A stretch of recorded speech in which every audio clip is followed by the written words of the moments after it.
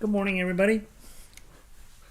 Lesson 27 of the Foundation series. I'm going to go post a link over on the website. I don't know why it does this. Stop doing that. And we'll tweet it. Where is the website? I have too many links open. There I am. Key of C Arpeggio today. The website's jollyrogerukulele.com. You should go there, get our weekly schedule and all the sheet music, and then you should come sit down and learn how to play ukulele.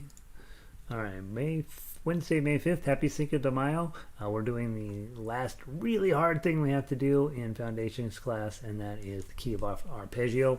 And it shouldn't be terribly hard. The hardest part of this is that there are some bar chords, and you guys are pros at bar chords at this point. So theoretically, this is not going to be any big deal. Let me make sure the link is working properly. Scroll, scroll, scroll, click, and lesson 27 pops open just fine. We'll close that window. We will tweet it real quick while everybody comes to get set down. https://jollyrogerukulele.com, and then we click here and we go grab Foundations 27 right there. I gotta make some new little things for our next series. Next series will begin around June 1st, I think. All right, so we've tweeted, and we can close out Twitter, which is always the smart thing to do. Linda has made it in. Happy day to you. Cinco de Mayo day here in Colorado. Cinco de Mayo is kind of a big deal. Yeah, so we're doing nothing with it in this class, but we're playing all four, which is really 8 times 8 things. 8. We're going to play all 4 of our traditional Mexico tunes next hour. And so you will all want to be a part of that. Check out the next video in the link. That's it. That's what I know. Today we're going to be working on the Arpeggio key of F. So if you guys are coming in and getting sat down, go grab that one. This is the last kind of break your head thing that I do to you in this little class. But at this point, you've done enough of these where they start to sort of make some sense theoretically. But the only challenge with this one is the number of bar chords in here is pretty intense. And so getting it smooth and playable and all that is a little bit hard to do. So we'll spend a little bit of time working on that today. Michelle is here. Sunny up in Rockaway Beach. Very jealous of Michelle and her environment. Jan and Charlie the dog are here. Sunny in Lakewood, wishing the mothers... oh yeah, heck yeah. It might be Cinco de Mayo, but it's really the beginning of Mother's Day weekend. So you have 3 children and 4 grand. Oh my gosh. Oh, good for you. Yeah, that business of being a mom is way harder than we give it credit for. Let's see. What else do I have to say? Mary's in. Happy day to you. We have a beautiful day here in Colorado. Nice fluffy clouds out there. Lovely. Rob, sounds good. 67 and beautiful in East Texas. Not as beautiful as my uke playing, however.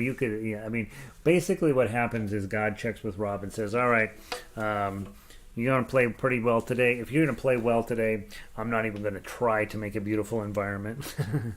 Yeah. Hey, Mary. Let's see, Nancy, enjoying summer-like weather in Florida. 93 down in Florida today, but you are getting some serious summer weather. I wouldn't call that summer-like. I'd call that bordering on an emergency.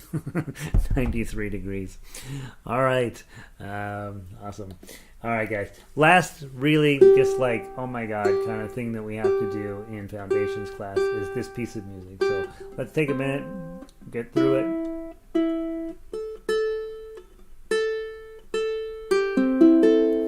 All right, there we go.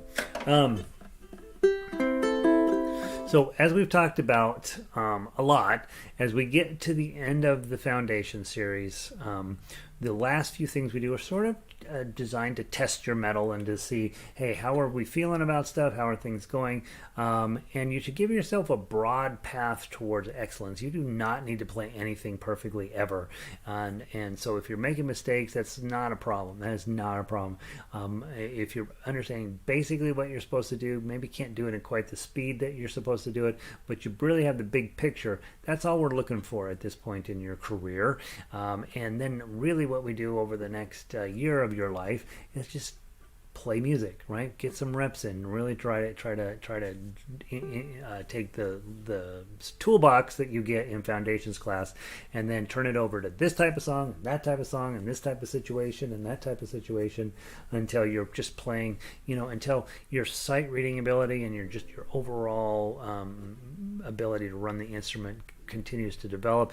There's a huge learning curve this first 6 weeks, and then after that, that curve, it flattens out a little bit, but there's still quite a hike to do.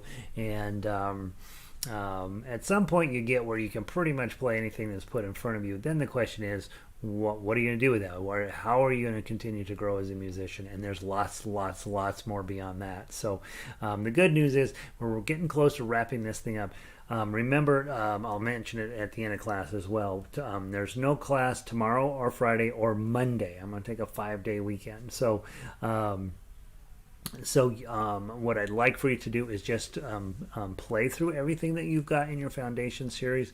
Next week we will play everything from this week, plus a couple of songs that I will add on to for next week. So next Friday we'll have a heck of a concert. We'll have a lot of stuff to do, and then I'm going to take we're going to pause the foundation series for a couple of weeks. So you will be you must come into the next time slot where we will begin working on lead sheets, and that's actually going to be really fun because that's going to be a lot of melody playing, really, and then a lot of chord playing, and then you will be in the process of figuring out, how can I turn this into a tough uke arrangement myself? And so that should be a fun thing for everybody to be working on. And Rob's having delusions down there. I don't know. I think that the day you said, I'm going to live in Texas, that's the day it started, Rob. No, we can't pick on Texas, right? We can't, because don't pick on Texas. All right, F chord. You got your F chord, and remember, when on these arpeggios, I'm pretty specific about what I want you to do. If there's no glissando, I don't want you to play it with your thumb. I want you to play it with your claw. Okay, so pluck that first F chord in measure 1. And Mary, you're on baritone. Skill set's the same, right? You are learning the activity, and then we'll play it on yours, of course. At this point, you know this. F chord, pluck everybody. And then thumb, index, middle. And then notice, it's important, we don't talk about it a lot, just enough so that you're aware of it. In measure 2 there, we're going to pluck it twice, but they're half notes. And those are the dots up above the notes with the holes in the middle. Those were worth 2 beats each. So you go bum, 2, bum, 2. Okay, so you want to make sure those are twice as long as the notes in measure 1. Then in measure 2, this F chord, you're just going to add your ring finger here. It's going to become a D minor. And then thumb, index, middle, and pluck twice. Next one, we learned this chord yesterday. B flat, bar on 1, A shape in front. Here's your A shape, slide it forward, bar there. You're okay if you do a partial bar on this one. You can just cover the first 2 strings and then middle and ring. I'd rather have you do a full bar, and I'd be perfectly fine if it sounds like this. Okay, perfectly fine. That will go away, I promise, that goes away. But theoretically, you're squeezing just hard enough, everything's perfectly lined up, you're in great shape. Now don't lift this up. Measure 7, this is the learning point here. Rather than lifting everything up, you're just going to take this shape, slide it up 2 frets. Okay? So the learning activity is, you're on B flat, now you're going to slide it up 2 frets. Bar's now on 3, middle finger's on 4, ring is on 5. Now that's a C chord. And I like at this point to pause. Why in the world, if you can make a C chord like this, would you ever make a chord like this? Okay? They're both C chords, serve the same function as a C chord. There's no reason, there's not this sound versus this sound. Close enough, right? Basically the same chord. Why in the world would you ever do the hard chord over the easy chord? Most of the time you won't. Most of the time. However, in fingerstyle ukulele, when we're playing chords and melody, there may be times when you have a melody note further up the neck and you can't reach that far. And so having other chords further up the neck are going to make sense. There's another C chord. If you go to 7, put a bar on 7, and then put the F shape in front of it, that's also a C chord. And so there's in fact lots of C chords all around your fretboard. And so when we teach you, the first one we teach you is the easy one, right? But that's not the only one you're ever going to use. You're going to use all of these other ones if you continue on playing with fingerstyle or classical positioning like we teach here. You're going to be playing all of these other shapes. And so while you're like, this is so much harder to make this C chord, there will be clear reasons why we have to do that. And so that's why I think this learning moment where you're in your B flat, which is kind of a bummer, and then you slide it up to C, it's kind of a bummer. It's something that you will be doing almost every day that you play on ukulele from an instrumental standpoint. And so we just get used to it. It's just one of those things that we have to do. And it's not the end of the world. Not necessarily in the beginning. It sounds like whomp, and then it goes whomp. But you don't worry about that. I promise you, it does go away. Okay? I've never not had a student where I've had some students not come back. Right? They're like, that's it, I'm out. But any of the students that stick with me, it always goes away. I don't have any students who can not just simply have never been able to get there. All right, let's go on to measure 9. Now the chords are going to be the same. It's just the pattern is different. Okay, so measure 9. Grab your F chord, pluck everybody, and then it's middle, index, thumb, and then 2 plucks. Measure 11. You got your D minor, pluck, and then middle, index, thumb. Pluck twice. Measure 13, B flat.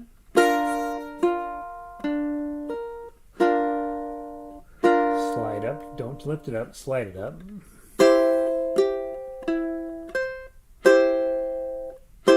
Okay, now, you notice down in the first part of the song, our D minor was here. We had an F chord, we added the ring finger. Had a nice D minor.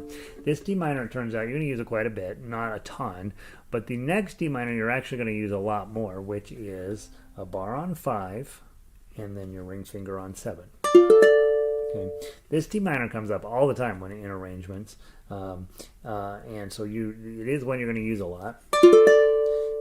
Much harder to do than this one. Okay, some suggestions on it is to get it on, and then take your middle finger and sort of smash your bar down just a little bit.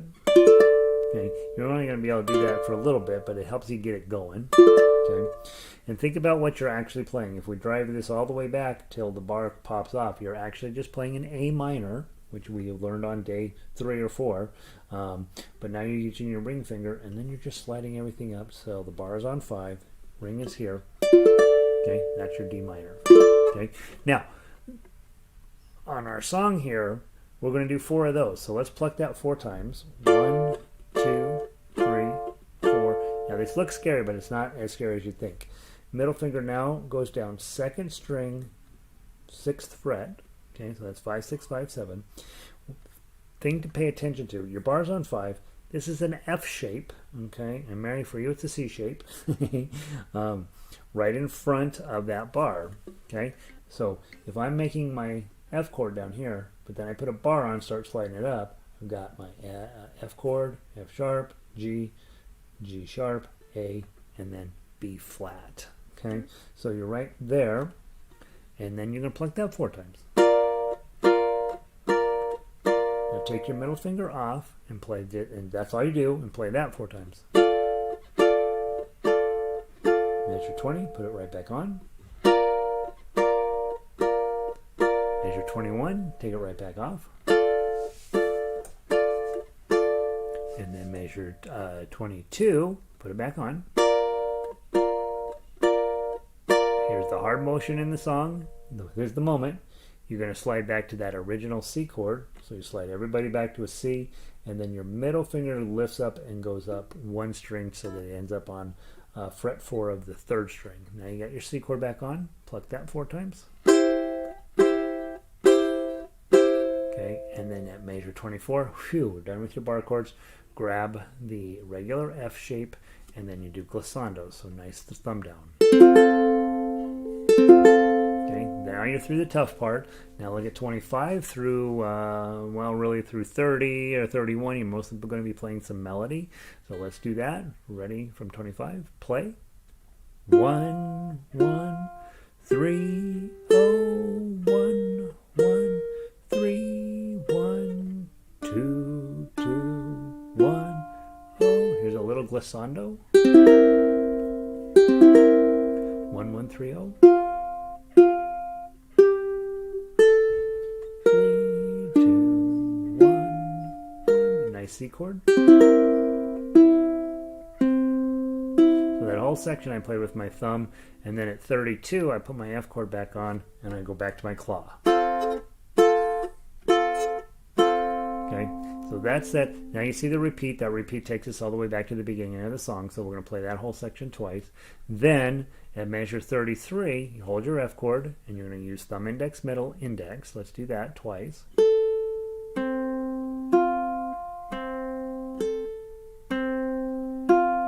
Measure 35, add your ring finger, same pattern. Go ahead and go.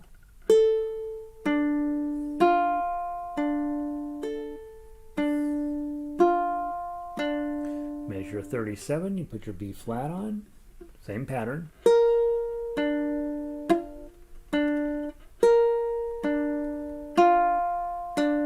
Measure 39, put your C chord on, it's all zeros.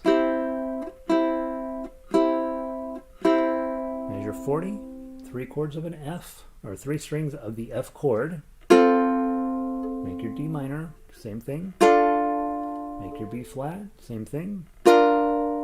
Make your C chord, and measure 42, F chord with the fermata. So when you see that, you don't dare take this off till the ukulele is silent. Okay, then just let that go as long as it's possible. Truth is, ukulele, that will ring for about 4 beats ish, if depending on the quality of your ukulele, about 4 beats. If you have a super cheap ukulele, 2 beats, 3 beats. If you have a really, really good ukulele, 5 beats. Baritone, it will ring for quite a while because of the metal strings. Okay, so that's what we're going to do. I'm going to play it crazy slow the first time, and I'll speed it up just a tiny bit as we do the repeat. Okay, and then we'll do it on baritone, and then we will talk about the weekend and next week. All right, so really crazy slow as I can. If this is still too fast, that's okay, right? At home, you're working on this to speed it up. Okay, so from the top, 1, 2, 3, 4. Pluck, thumb, index, middle, pluck, pluck, D minor, pluck, thumb, index, middle, pluck, pluck, B flat, pluck, thumb, index, middle, pluck, pluck, slide forward, pluck, thumb, index, middle, pluck, pluck, F chord, pluck, middle, index, thumb, pluck, pluck, D minor, pluck, middle, index, thumb, pluck, pluck, B flat, pluck, middle, index, thumb, pluck, pluck, slide forward, pluck, middle, index, thumb, pluck, pluck, bar on 5, ring on 7, take just a minute to get it together, and go. Pluck, pluck, pluck, pluck, add your middle finger, pluck, pluck, it off, pluck, pluck, pluck, pluck, add it on, pluck, pluck, pluck, 21, take it off, pluck, pluck, pluck, pluck, next page, put it on, pluck, pluck, pluck, pluck, slide back to 3, lift it up to the 3rd string and go, pluck, pluck, pluck, F chord glissando. Melody.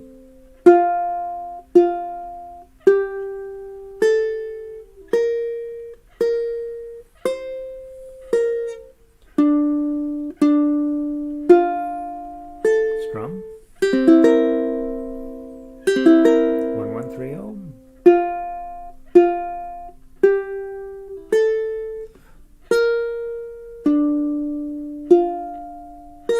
Strum. Go to plucking with your F chord here.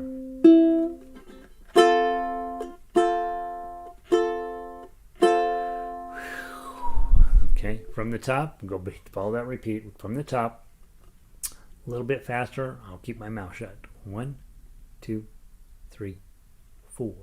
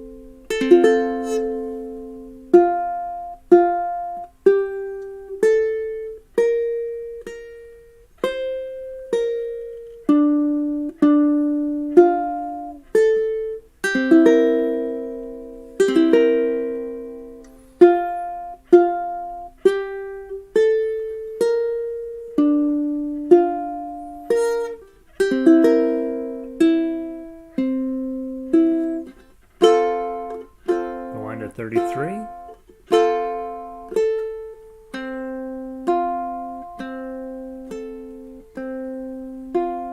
Five.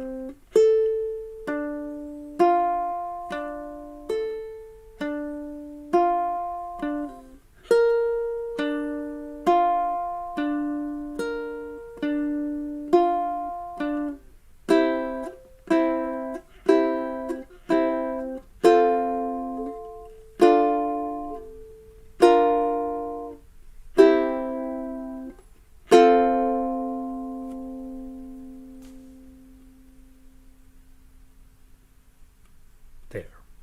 Ta-da. Okay. So what I notice as I'm playing, and I have my, the muscle that we're working on is fully developed. That's still kind of tiring, right? Your thumb is still sort of worn out as you go from through 17 through 23. That's a lot of time to hold that bar in place. And so if your hands get tired, you're like, oh my gosh, just go ahead and skip up and join us in where it gets a little easier. But this is why we do that Make a Better Bar worksheet all the time, is we really want to get your bar where it's strong enough to withstand.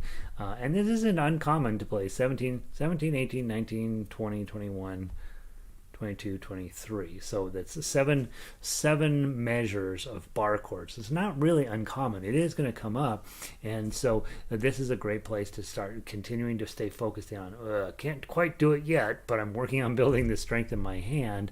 I know what you're supposed to do, just maybe can't quite pull it off yet. Maybe some of you are playing it just fine.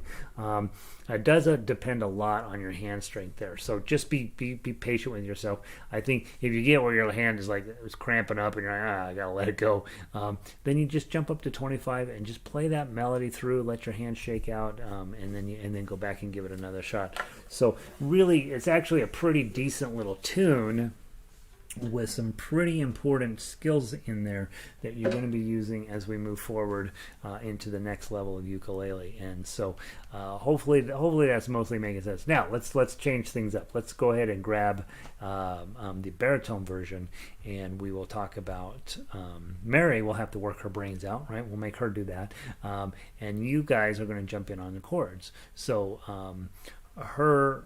in ukulele, that's an F chord, but in baritone, that's a C chord. Okay, so we're going to play the exact same song on this piece of paper, the C major for baritone, and it's going to be, everything's exactly the same. Everything is exactly the same, except the names of the chords are different.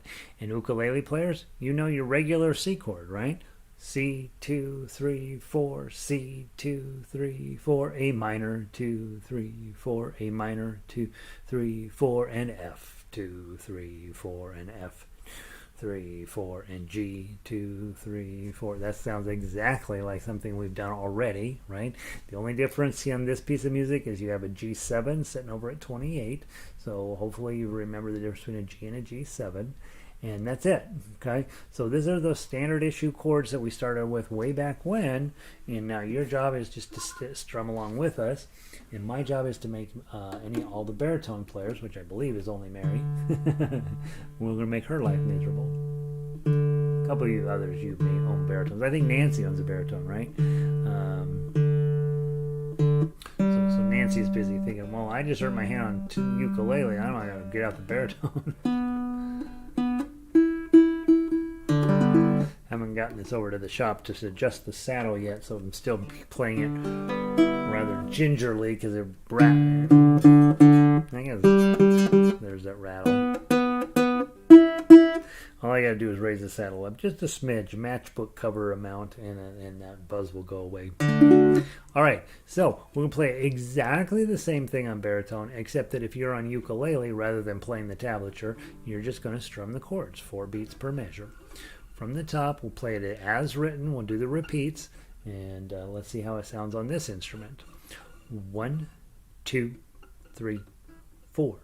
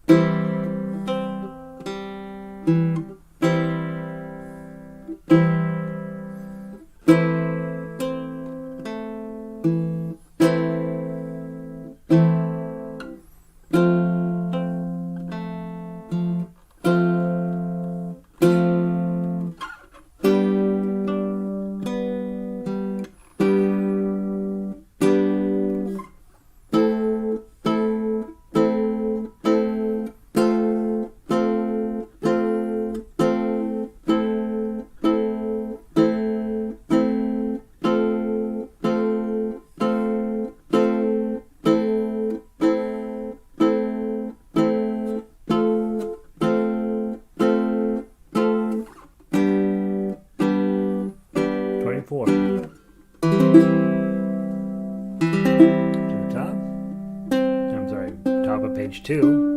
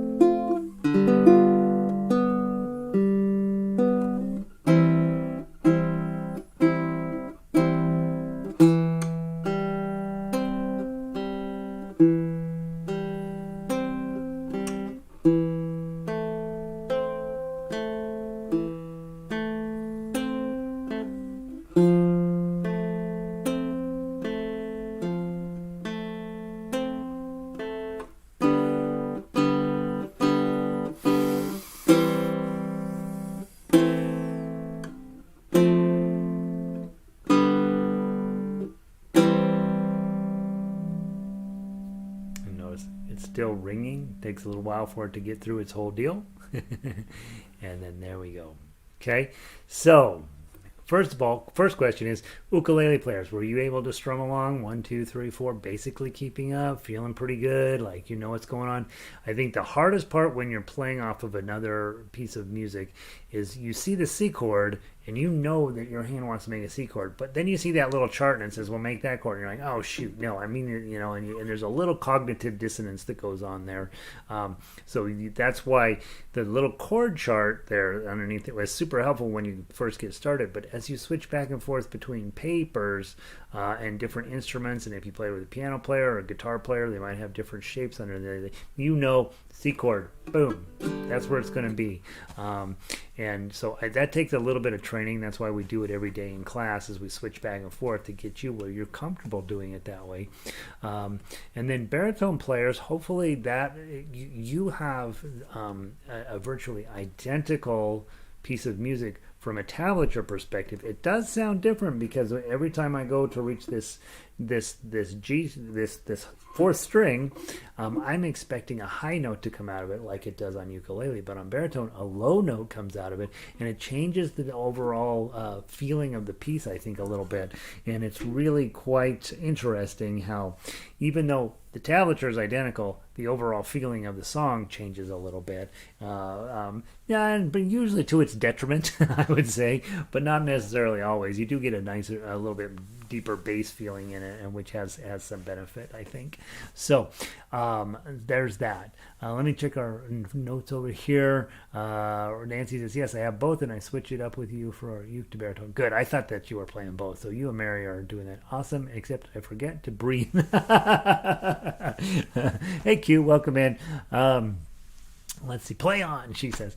Now, let's talk about this not forgetting to breathe, right? I will tell you, I don't know how many private students at this point. A lot of them have wandered off into the into the pandemic, but I still have a bunch, and I haven't been meeting with them lately. But I have one in particular, and he's a very fine baritone player, and he always says, I'm playing perfectly, but now that you're here, it's all going to get messed up. And it does, right? Because I'm sitting there, he's playing, he at home on his own, no problem, gets in front of me. There's that performance anxiety. They call it parapractice, where the real you shows up. And you're like, I don't like that guy. I like the guy that I thought that I was at my house in the basement by myself.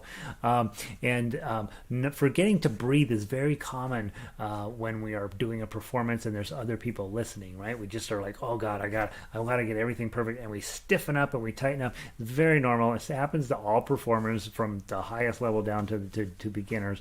We get that performance, that desire, and you're not, the basis of that is you want to do well, and so it's not necessarily the motivation behind not breathing is not the problem. You're wanting to do well. You're wanting to really stay focused. You wanted the whole thing. The problem with it is that it creates tension, right? And so all of a sudden you're tight and you're not breathing and you're trying to play, and it's going to lead to mistakes. One, we accept mistakes because there are no mistakes. It's already over and done with. So we accept that. But we also want to be mindful when that happens and say, you know what? keep that breathing deep. Back when I was in college, I had to fly pretty regularly, and I had terrible problems with plane flights and fear of flying and all this stuff. Part of it was that I was also drinking back in those days, and that did not help. But I think that the most important book I read at the time was, I think it was called Freedom from Fear of Flying or something like that. And the entire book was about how to breathe, how to breathe, how to breathe when you get into anxious situations.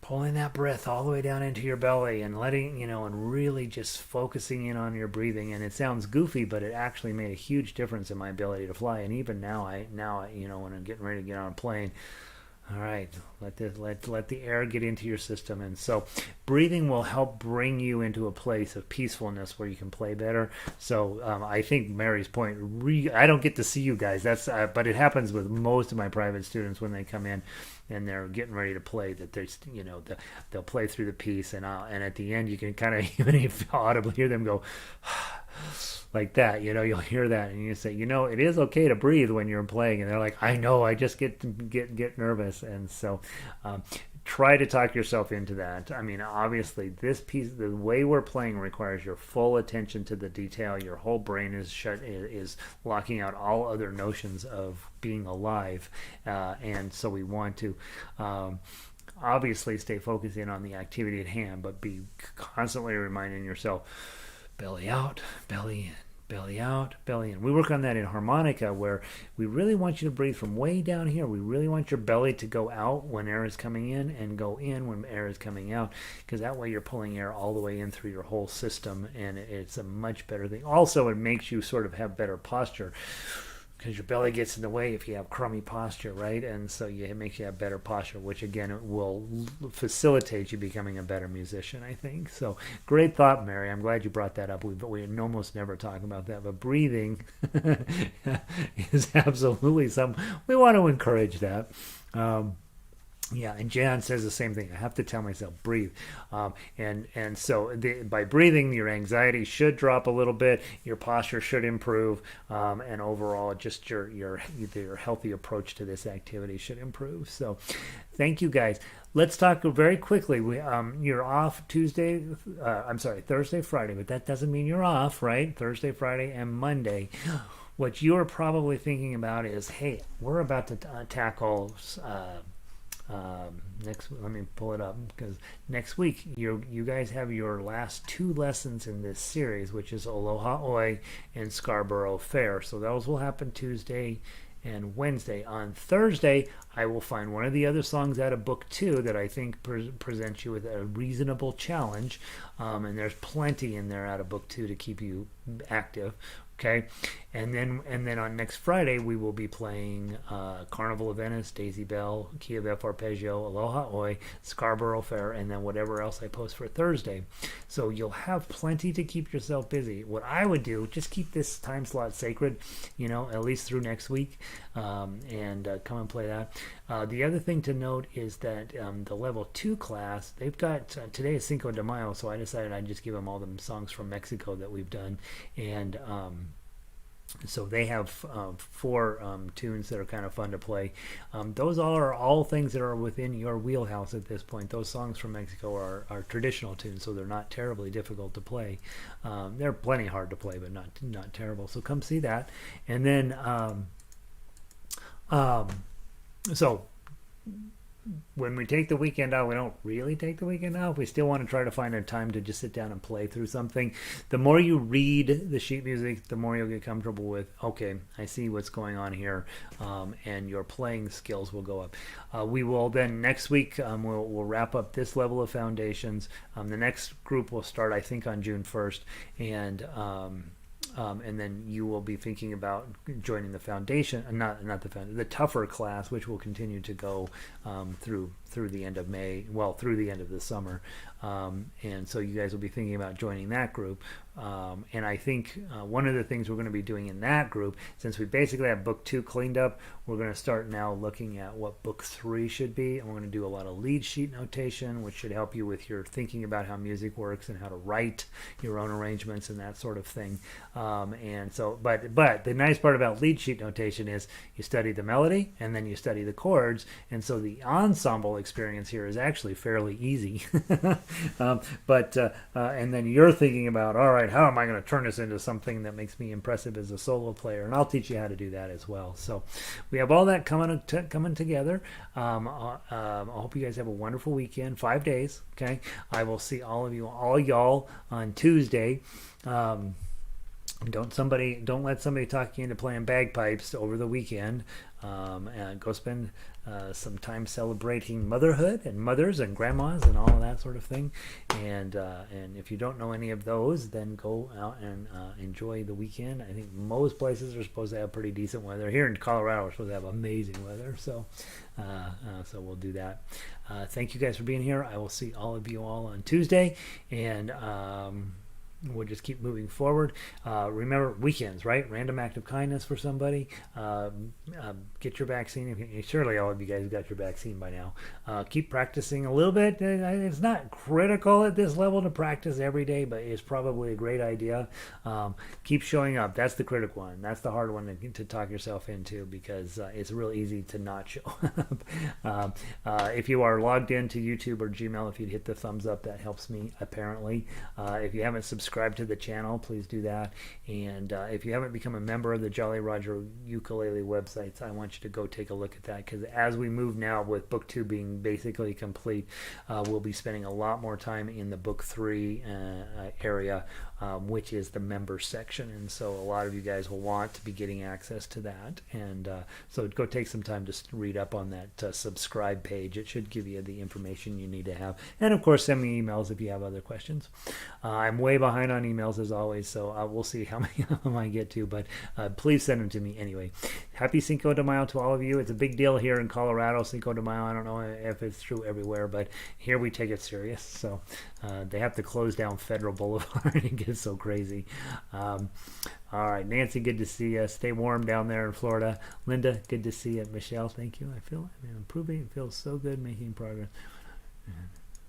Think about that. Where were you a month ago? It's a great question. Michelle brings it up. I wouldn't even attempted this stuff a month ago. Where were you a month ago? 30 days ago, right? 30 days ago, we're working on 3 Blind Mice. I mean, seriously, think about how far you've come in just a short amount of time. Are you playing perfectly? Of course not. Are you playing better? Yeah, that's the only goal, right? I don't play perfectly. I don't think there's a few times in your life when you need to play perfectly. When you're sitting for your master's degree in performance, you should probably play that perfectly, that concert. Outside of that, I don't think there is any reason to ever play perfectly. So unless you're working on that, I'd say just enjoy the progress, enjoy the process. I'll see all y'all on Tuesday. That's it. Peace.